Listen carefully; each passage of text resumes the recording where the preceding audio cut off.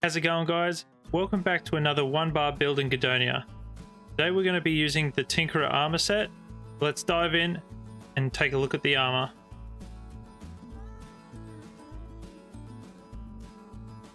Tinkerer armor set does look like a bit of an engineer. Whenever I hear the word Tinkerer, I always think of Castlevania, the Lords of Shadow, and the Puppet Master Tinkerer, dude. Very sort of clockworky how I feel about this armor. Engineer, science, lightning, steamworks. Let's dive in and check out the armor stats. So once you have two pieces of this armor set, trap can be placed near enemies and deals massive damage and lasts longer. If you have all 5 pieces of this armor set, traps damage enemies nearby with lightning blasts. And the stats that you usually get on this Tinkerer armor is a boost to health, a small boost to stamina, get melee damage boost, which is pretty decent. You get movement speed, which is also very handy to have, attack and cast speed, which is great to have, and you have jump height. So you can jump like a champ with this armor set. You just jump over buildings, you're like, yep, no worries. It's like flying boots or springs, enhanced jump boots. I'm not a scientist, but yeah, something like that. You can see our movement speed 6.5 or huge. It's like you've got bionic legs. Just jump and move so far, so fast as well. And the cloak that I chose for this build is the Cloak of Shadow, which is a random drop for when you do any dig sites in Gedonia, as all of the epic cloaks drop from the dig sites, but they're just random. So yeah, the Cloak of Shadow gives you 7% critical strike chance, which we want. A boost to health, which is great. 250% melee damage, which is good because that's what we're going to be using, melee damage for this build. And also 40% crit damage multiplier. We're not really focusing on the crit damage, we're just focusing on pretty much the traps and dodges that we can do and try and keep them contained in one area and just keep the enemy near the traps. But for all of the other accessories, I chose the Trickster set. So with 2 items, dodging leaves a bomb once every 10 seconds, which deals huge damage. Once you have all 4, cooldown decreased to 7 seconds and the damage is increased. Every 7 seconds, if you dodge, you can leave a bomb behind, which will deal massive amount of damage to your enemy. And this set increases your movement speed even further, your attack and cast speed even higher, and also your jump height is just insane. This is a very fun build to play. All right, moving on to the weapons. The weapons I chose for this build are the Dagger of Madness and also Dagger of Hardened Blood. The Dagger of Madness, each strike applies confusion effect on the target. There's a 33% chance that the enemy will not attack you, and also has a chance to spawn an illusion that the enemy will attack instead of you. Has a chance to apply devastating mind attack that deals 500% damage. So this dagger does 80 damage and it is very fast. It is crazy how good this is. It has a 3% critical strike chance, 50 points to stamina, and also 10% to crit damage multiplier. The Dagger of Hardened Blood. Each attack gives a stackable damage increasing buff. If Blood Demon form is activated, it increases its duration by 1 second per stack. Every attack has a chance to spawn Bloody Spike strike on an enemy around you. Bloody Spike explodes after striking. Now this also does 80 damage and is very fast. Has a 5% bonus to jump height, 2% of blood healing, and also 0.15 to movement speed. You don't have to have the Hardened Blood. You can mix and match the Dagger of Madness and the Hardened Blood. It doesn't matter. If you have 2 of the Daggers of Madness, yeah, it's pretty insane actually. I'm just going to show you with like 1 of each, so it's not one way or the other. All right, moving on to the skills.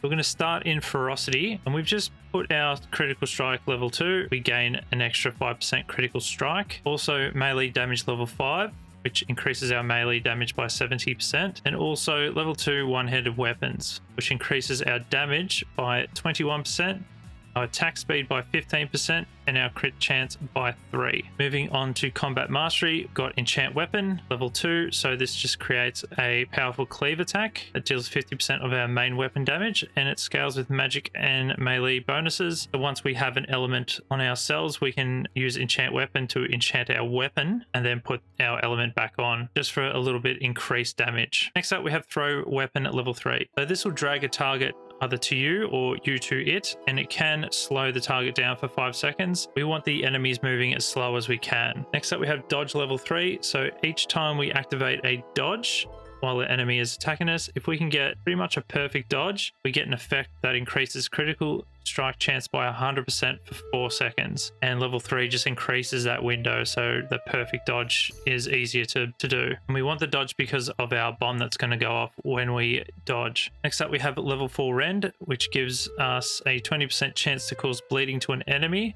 with each attack, and we'll deal 20% of our damage each 2 seconds for 10 seconds. We also have stun, which just stuns a target for 6 seconds, and the stun duration increases with more armor piercing stacks applied to the target. Of course, we got level 1 and 2 of piercing strikes, which gives us a 33% chance to, or a debuff on an enemy that makes them take 1% more damage per stack, and also with the trauma effect gives us a chance to apply a movement speed and attack speed debuff on our enemy for 15 seconds. Next up, we've got fencing level 4. We just got it for the combo, and the final attack of the combo deals an additional armor piercing effect with 100% chance. You get more damage over time when you finish the combo. Then in arcane magic, we have got slow time level 3. This just creates a zone of slow time, which slows down all enemies and all projectiles for 30 seconds.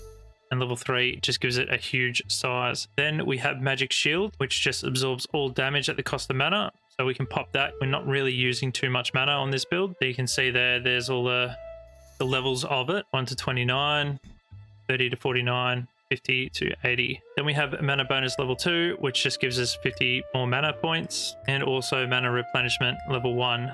This gives us a passive mana regeneration of 200%. Next up in the defense tree, we've got survivability level 2, increases our health by 60, and also the mastery skill Defense Master increases our total health pool by 30%. Next up in banditry, we have multi-stab level 3. This is just a passive. Whenever we use daggers, we have a 75% chance to perform 2 hits instead of 1. So your DPS increases dramatically with this. With glancing blows, every damage we receive has a 10% chance to just whiff and miss us, or we evade it. And the lower our health, higher the chance we can dodge. And every point of agility helps as well by 10%. And with glancing blows level 2, a glancing blow will never kill us. Next up, we've got apply poison level 2, which gives us a 100% chance to apply our poisons. Our poisons are increased with level 2. And also the mastery skill, any poison applied to an enemy has a chance to spread around and infect other enemies. Very good to have. A lot of damage over time. Next up is trap level 2. So we lay down a trap, but this level 2 just reduces the cooldown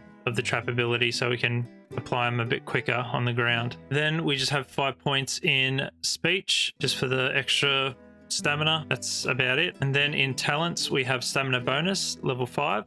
Increases our stamina by 375 points, and mana bonus level 5, which increases our mana by 375. Melee damage bonus, 5 points in that, increases our melee damage by 250%, and also speed bonus level 5, which increases our attack speed by 15% and our movement speed by 1.25. Let's see what the frost trolls can do.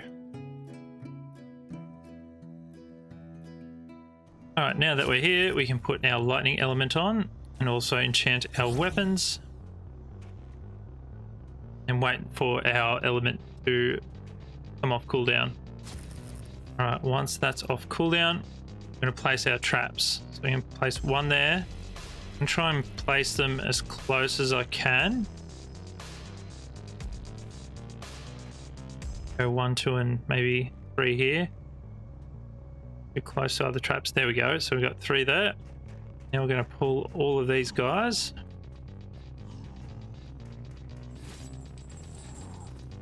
Do that. We're going to come over here. Use slow down time. You can see these traps. Just going to keep doing heaps of damage. We can just run in. Our weapons can stun them too. And then we can just use magic shield.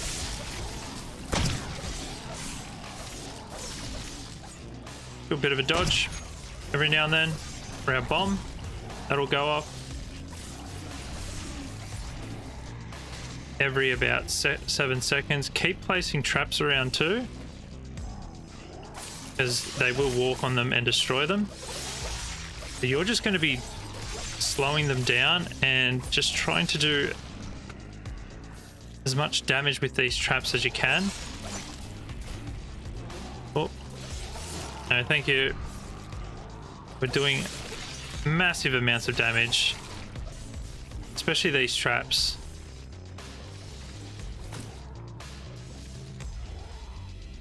Almost 4,000 damage, and if you have a few of them, they go off their head. About this guy, we'll try and get this guy too. That did 7,000. No, he can't be stunned, but that's all right.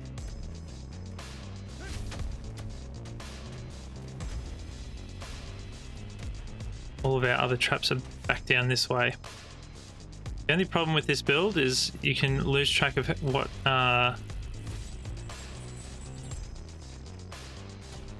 where your traps are.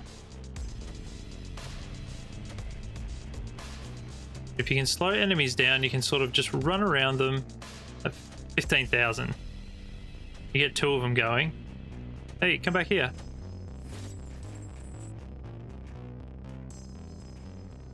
Where's he done? Oh, okay. But to get rid of traps as well, you just attack them. That'll get rid of them. The jump and run speed's pretty decent too, so you can just be like jumping everywhere as well. Oh, look, eggs.